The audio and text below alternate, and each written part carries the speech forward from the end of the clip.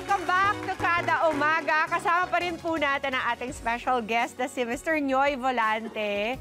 Kanina, kung na-miss nyo po, pwede nyo pong panoorin ulit sa aming YouTube at Facebook ang kanyang napakagandang performance. At kilala naman natin si Nyoy na maraming may kilala sa kanya. Magaling na singer at songwriter. Pero ang kadamustahan natin today ay dapat ibang side naman ng kanyang pagkatao. Kaya, Nyoy, good morning! Good morning. Medyo natatakot ako sa different side. Ano ba nakalungkat namin about you? Yeah. But yeah, thank you for having me. Yeah. I'm always very happy when I'm here. Yeah, you were here just a couple of months ago. We were promoting Spelling Bee. Yes. Which turned out really great. Ang saya-saya. Oo. Baka you wanna thank the people who watched it and supported it. Yeah, definitely. Sa mga nanood po ng Spelling Bee, maraming salamat po. It turned out really good. At saka, yun nga yung mga bagong salta namin sa teatro. We were very happy with the experience. So, ayan, na-inlove na sila sa teatro. Wow! And before we start talking about, hi, Kuya Tony Pet! Or meron tayong binisita tayo ng ng Love Tony Pet and everything, the one half of it. Si Tony Pet is here. So, Nyoy, okay, we're gonna start with things that you don't know about Nyoy Volante. Unahin natin sa photo na ito. Baka hindi nyo alam na siya ay matinding fan nito. Ayun, Boston Celtics fan. Baka naman Celtics fan ka lang kasi katsa-champion lang nila. No. Actually, lahat ng like for example, people in my circle sa banda, sa teatro, pati sa show business, alam nila lahat. Celtics fan ka kaya talaga. Nung nag-champion sila last Just week, recently, yes. napuno yung ko. Napuno yung inbox ko kasi isa ako talaga sa mga diehard fans. Hindi nyo man lang binigyan ng kakarimpot na chance Meron yung naman Dallas. Isa. Pinanalo naman isa. Isang beses lang. Parang bigay, panalong awa. Yeah, but I'm very happy. I'm very happy. As a big Boston Celtics fan, talagang ang tagal namin hinintay ito. Talaga namin, Nax! Yeah. The last one you said was 2008. Yeah. Sina Kevin Garnett pa na si nag-retire na. Sila Pierce. But yeah, every year, kahit nung medyo mahina sila, talagang, pray kami ng pray. Ayun, finally na kami. Bakit? Isn't that a very unpopular team dito sa Pilipinas na talagang Laker crazy? Ang trend kasi dito sa Pilipinas, kung sino yung malakas dun. Oo. Hindi, yun naman talaga. I mean, Mga Pinoy. wala namang lalo-lalo na. No shame in that. Sinasabi nga nila na kung hindi ka naman taga ron, bakit ka magiging solid fan? Di ba? Kung hindi ka taga Boston, hindi ka taga LA, bakit ka magiging Lakers fan? Bakit ka magiging Boston fan? It just so happens na talagang... Kanino ka ba unang talagang sumuporta? Or Boston talaga. Ever since. No particular player? Hindi, Larry Bird talaga. Larry Bird. So, si Larry Bird talaga yung talagang naging start ng pagiging Celtics fan. How bad is your your fan... My fanhood? Nakikipag-away ako sa mga comment section. Okay, that's but more than that, like I pretty said... hardcore. Memorabilia, marami. Marami. In fact, ang dala kong backpack ngayon, Boston Celtics wow. na backpack. Ano yung pinaka-prized memorabilia mo? I have a signed jersey ni Larry Bird. Wow! Sa bahay. Paano mo nakuha yun? Binili ko naman. Binili ko na siya na signed. But, yun nga, as far as being a Boston Celtics fan, yun. Pero ang talagang ko lang naman, ang talagang maipagmamalaki ko lang, yung loyalty ko. Loyalty ko. Kasi alam ng lahat yan. Alam lahat ng kahit sino in my circle. Manalo, matalo, manalo, Boston matalo. pa rin tayo. Exactly. Yes. Nax, yun ang talagang diehard, loyalist. Okay, check. Ito pa ang baka hindi nyo alam about Nyoy. Next picture. Next picture. Ano ito? Ayan! Okay. Sino itong mga cutie pies na ito? Ayan, si Joe at saka si Gaffigan. Gaffigan. Yes, two That's a of... comedian, right? Yes, Jim Gaffigan. Yes. Oh, you know of him. Yeah. Yeah, kasi me and my wife, mahilig kami sa stand-up comedians eh. So, yung isang dog namin... Joe is the... Broken? hindi halata na Aspin siya, pero yung malaking aso na yan, actually Aspin siya, na anak nung golden retriever namin, Ayun kaya siya na. malaki. But marami kaming aso. Ilan? It used to be nasa 11 eh. Oo. Wow. Pero ngayon, dinistribute namin siya. Yung iba nasa bahay ng mother-in-law ko. Yung isa nasa kumbaga, dinistribute. So ngayon, 5 na lang sa bahay. Okay. Oo. But, anong pangalan ng mga iba? So si Joe, si Gaffigan, si Ozzy. Ang nasa bahay ngayon, si Ozzy, si Bean, si Rocky. Tapos yung iba, yun nga, nasa ibang mga bahay. But one thing's for sure, marami kaming aso at pusa. Oo. How difficult was it taking care of 11 dogs at one time? Very difficult. Very difficult. Hindi ko na Buti hindi nasira yung sense of hearing. Oh my God. Buti nga sana kung yung tahol lang eh. Hindi yung likot, yung syempre, 'di ba, magkakalat, magdudumi. Oo. So, lahat 'yon. But hindi ko alam kung ilang tao sa atin, mga nanonood sa atin, ang nakakaintindi. Iba rin yung joy na binibigay kasi Super. talaga ng mga aso. So, yeah. I'd like to say a dog lover, pero I'm actually an animal lover. Kung mapapansin mo dun sa Instagram ko, hindi naman nakikita yung feed, no? Pero palagi, pagka nakasilip ka, ang palagi kong tinitingnan mga videos ng mga animals. Ganun. Same here. Talaga? That's good. So, paano ba, dumami ba sila ng dumami dahil nag-adopt ka? Yes. Ayun. Actually, That's ako, awesome. mahilig ako sa dog, mahilig ako sa animals, pero ang talagang passionate talaga and compassionate also with dogs and cats are my wife and my daughter. Sila talaga yung talagang hardcore. Kung mahilig na ako sa aso, mas pa sila like 100 times. So, whenever may mapupulot kami na kunyari kuting tapos walang kunyari sabihin, sige, alagaan natin hanggang sa may mag-adapt, pero wala namang mag-a-adapt. Sa amin na siya mapupunta. That's so kind-hearted of you and your family. Okay, next. Third photo, may we see? What is this all Oh my God! about? Paano niyo nakuha yan? Ang cute mo naman dito. Yeah. For sure, ikaw to kasi alam ko yung mga ganyang kulay na pictures eh. Ganyan din yung mga pictures ko eh. Yeah. What's going on here, Mr. Volante? Well, hindi ko alam, syempre, nung bata ako, lang yan, kumbaga binigay sa akin ng mga magulang ko. But, true enough, I grew up as Channeling? as Spider-Man. Oo. Spider-Man. And, geek kasi ako eh. So, ang collection ko talaga is comic books and action figures. So, sa bahay, meron ako isang section na puro yung mga laruan ko tsaka mga comic books ko.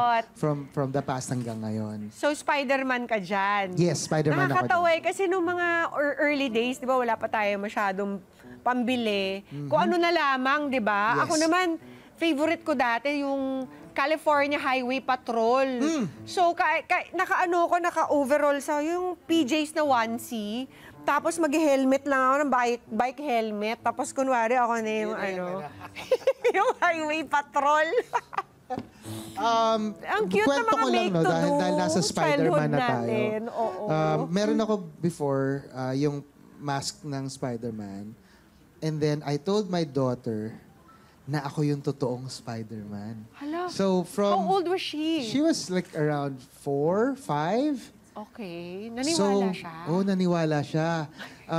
So, dinala niya yon hanggang mga 11 siya. Hala! Oo. Buti hindi niya sinabi, Hindi niya "Oh, sinasabi. sige. In fairness sa kanya. Leap off this building, Papa. You can swing through the buildings No. anyway." Mas ano pa doon. Pagka may, kunyari, yung kaibigan namin, sabihin ko, tanong mo sa daughter ko ako yung Spider-Man. Kaya ganun.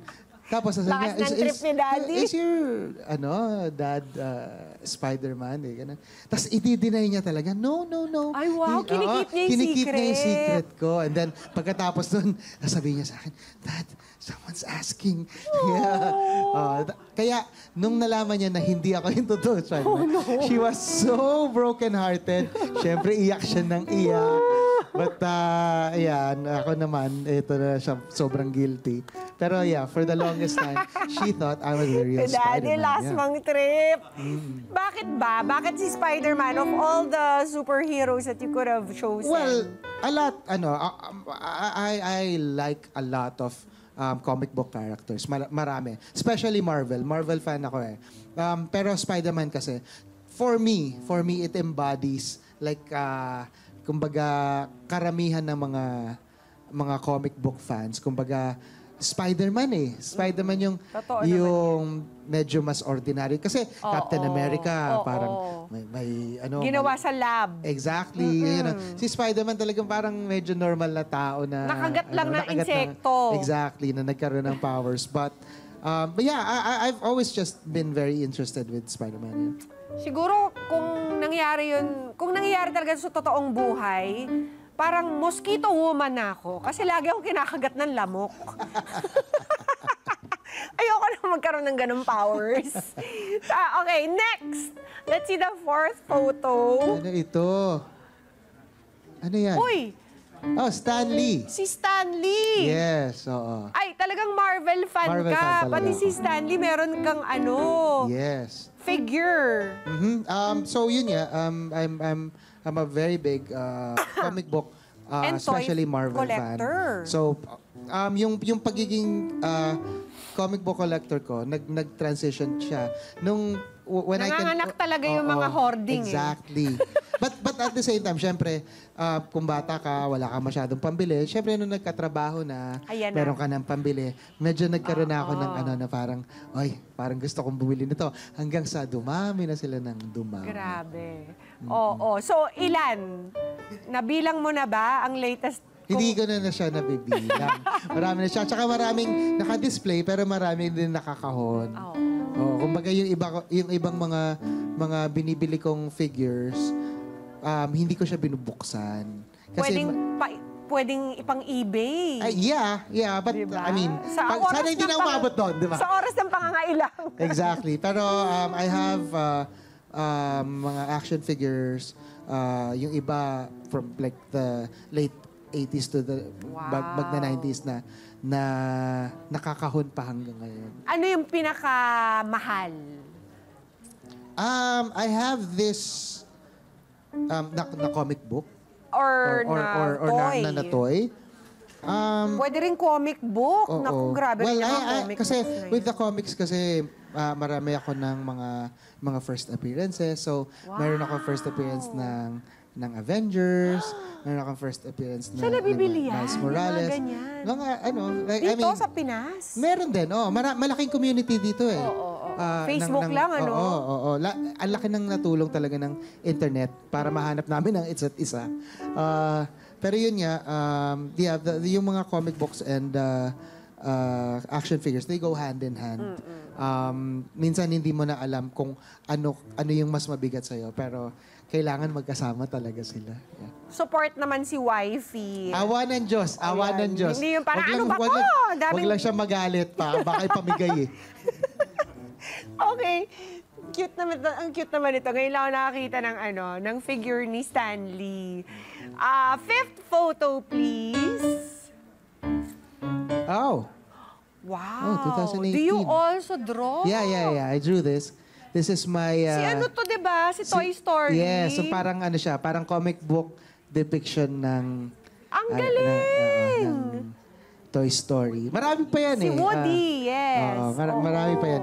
Iba't iba. Ngayon ko lang nakitang fear si Woody. Yeah. Di ba? Pinangatawa Dapat na ng makita kanyang mo yung pagka-cowboy. yung Mr. Potato Head ko, tsaka at saka yung Buzz Lightyear. Oh, so you draw them in a different Yeah. setting. Pinost ko to sa Instagram. Awesome. It's somewhere right there. Siguro because you collect comic books. Well, yes. Na-inspire ka rin to very, draw. Very, very much inspired by by comic book. When did this start? Matagal na, galing Matagal mo na. eh. Ito 2018 lang to eh. Pero yung pag-drawing ko, I remember as an elementary student, nagdo-draw na talaga. Self-taught ka lang. Yes. Most of the things na ginagawa ko naman, nagsimula sa hobby lang talaga. Tapos, biglang na-develop lang. Buti nga, sa totoo lang, natutuwa ako with my parents kasi hinahayaan nila ako na nakikita nila kahit walang saysay yung mga pinagagawa ko. Sige lang, And then, na-develop ko naman siya. Naging yung baga, useful siya eventually when I grew up. Yeah. It always pays to have supportive parents talaga. Support. You never know where it's going to go, di ba? Or lead. Okay, 6th photo. Baka naman, ano bang plans mo for that drawing? Are you gonna make your own comic books eventually? I did before. Meron pero hindi ko na pinursu yun. Kumbaga, hobby na lang talaga siya. Hobby lang talaga. Yeah. Okay, what is Okay. prosthetics? Yeah, prosthetics. Noy became Apple the Si App? Apple the App. Nag-impersonate ka? Yeah. I was one of the original Taray, ang galing nung prosthetics members ng makeup. Your Face Sounds Familiar. Yun. Ang concept is naggumagaya kami ng mga music icons. So ito yung particularly si Apple the App. So you have to look like them, but you also have to sound like them. Act like them, move like them. Pwede ba makita yung sound and move like them? Oh my God. Hindi namin kaya yung makeup dito eh. Oo nga eh. Well, I did. Kasi umabot pa nga ako sa nagpabarote na ako. Wow! Yeah, beyond the marvelous. Mga ganun. Ano pa ba? Tina Turner. Nag-Tina Turner ako. Okay, can I hear? Paano nga ba yung... What's love? What's love got to do with it? Galing! What's love? Close your eyes, second-hand Makada. emotion. Something like that. I mean, Si Apple the App, ano ba? Parang some people kasi are easy to copy. Kasi very distinctive yung style nila. Si Apple the App ba anong mga you know what? nuances niya? Hindi ko na natatandaan kasi yung Bebot ba yan? Bebot. Ikaw ang aking bebot. Yung mga ganun. So, pero hindi ko naparap na natatandaan yung acte. Pero nung mga panahon na yon, syempre, pinagandaan namin. We had like a week to learn to learn the songs, pagmasdan sila, tapos to mimic the dance. Just for that show. Yes. Hindi naman to definitely. hobby na biglang... No naman.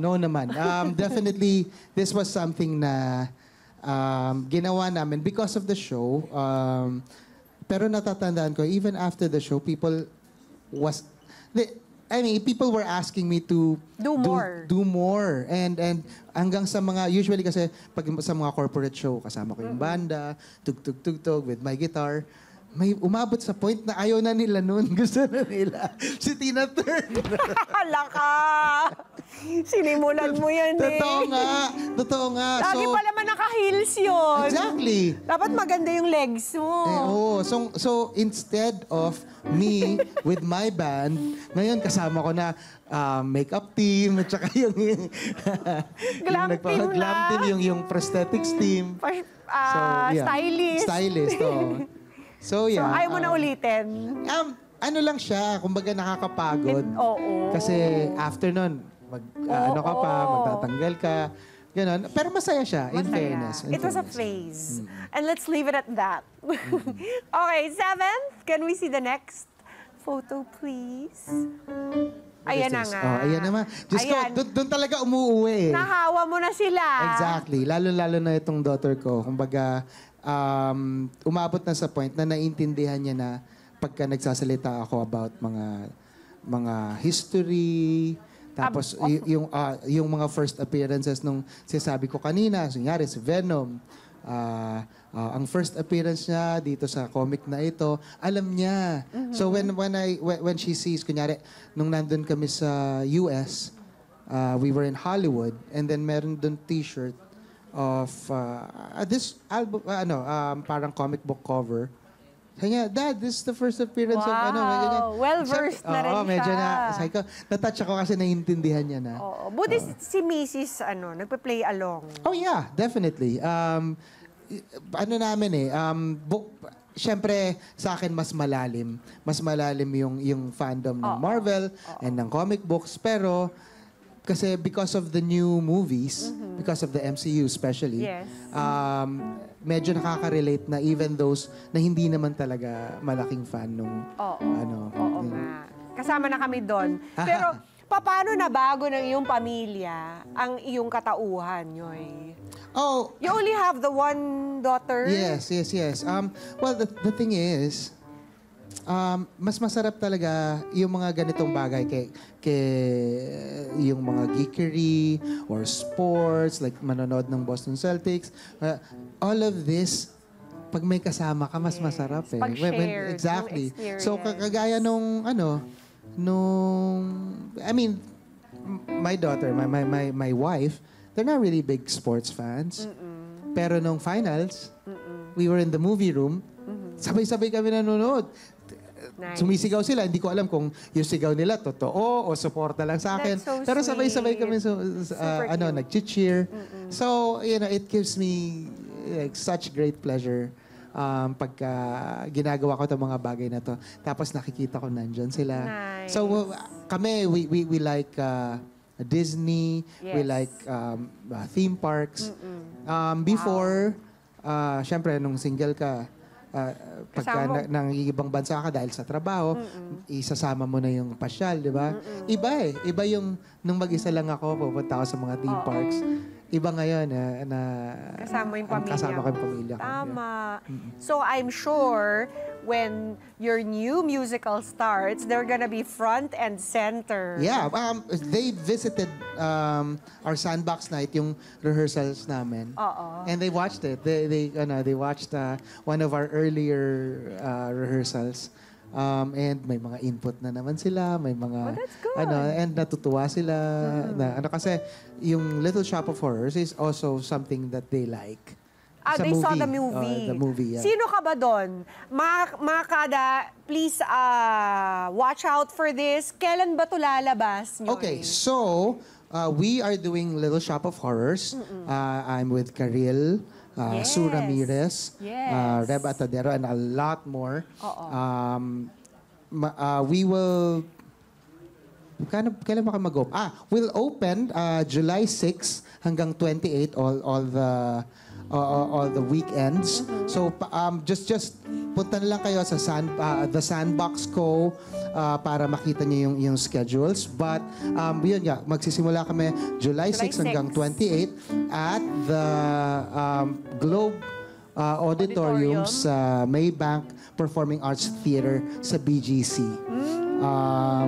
maganda dyan. Such a nice Venue. musical. Oo. And musical. Ano siya? Comedy, horror, Yes. themed. And it's a love story more than anything. Ang ka-partner ko dyan si Karil, tapos si Reb, tsaka si Sue. Kami doon, nag-alternate kami for the role. But Sino yeah, ka ba dito? Ikaw ba si Rick Moranes yes, dito? I am Rick Moranes. Ayun. Yeah.